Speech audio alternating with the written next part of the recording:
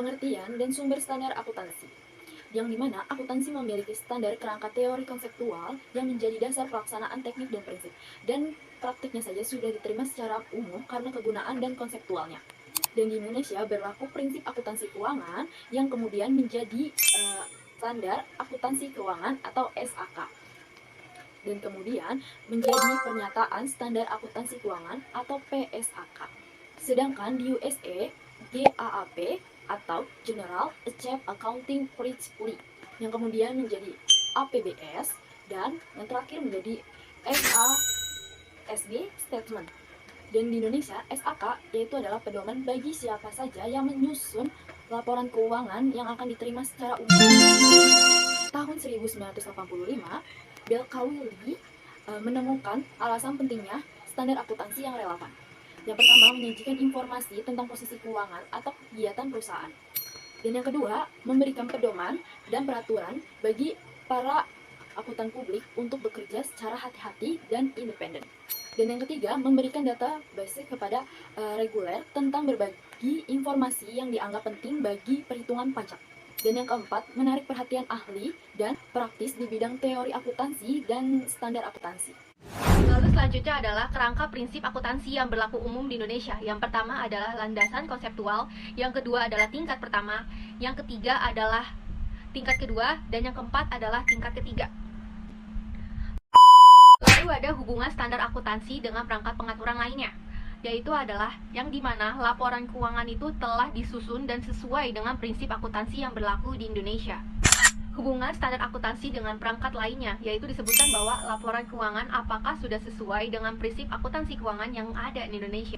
Dalam nada yang sama, GAAP yang berlaku di USA menjelaskan bahwa hubungan yang erat adalah sebagai berikut. Apakah laporan keuangan yang disajikan itu sesuai dengan prinsip akuntansi yang berlaku pada umumnya? Lalu selanjutnya adalah penyusunan standar akuntansi oleh GAAP yang mempunyai wewenang sebagai berikut. Yang pertama adalah Government Accounting Standard Board atau GASB yang didirikan pada tahun 1984. Yang kedua adalah Financial Accounting Statement Board atau FSIB yang didirikan pada tahun 1973. Adapun pihak yang ikut serta menyusun standar akuntansi di Amerika.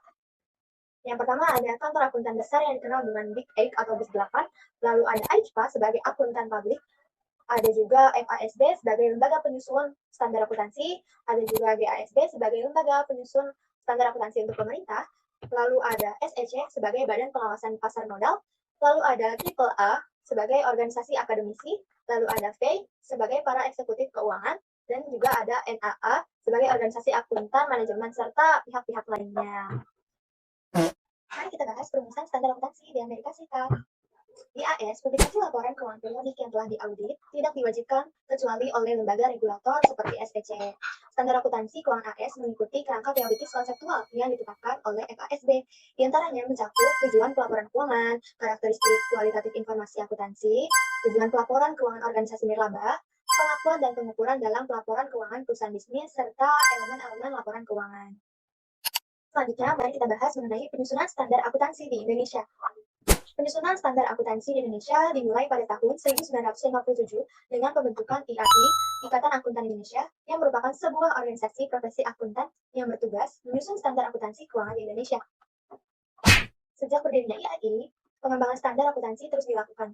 Bahkan hingga saat ini IAI telah menghasilkan 3 standar akuntansi keuangan, yaitu pada tahun 1973, IAI menerbitkan buku yang berjudul Prinsip Akuntansi Indonesia yang disingkat PAI.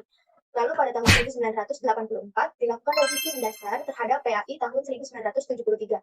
Kemudian pada tahun 1994 IAI melakukan revisi total dan menerbitkan serial yang disebut Standar Akuntansi Keuangan yang disingkat dengan SAK.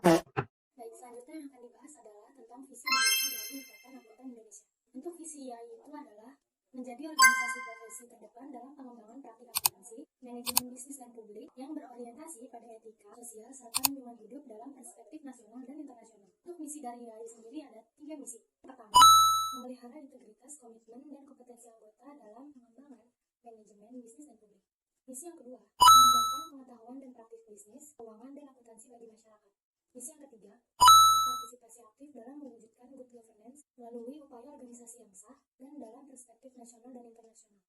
Yang terakhir ada proses prosedur penyusunan standar akuntansi keuangan. Mulai dari mengidentifikasi isu, membuat tim, melakukan pembahasan, juga riset, kemudian juga pengecekan materi, dan terakhir ada sosialisasi. Sekian pemaparan materi dari kelompok kami tentang standar akuntansi.